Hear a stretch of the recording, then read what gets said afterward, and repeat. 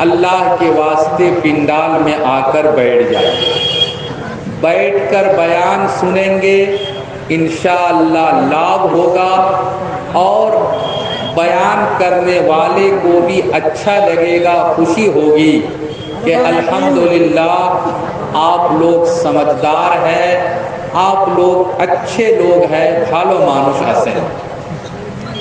আমার কথা যদি আপনারা বুঝতে পারছেন তে আবার একবার আমি রিকোয়েস্ট করতেছি, এই যে সামনে আপনারা খাড়া আছেন, বরায়ে করম পিন্ডালের ভিতরে জায়গা আছে, अपनारा तशरीफ रखें और बैठकर आप लोग बयान सुनिए।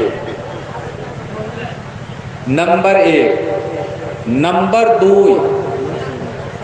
कुराने करीमेर एकटा आयतेर एकटा अंश आमी पाठ करছি।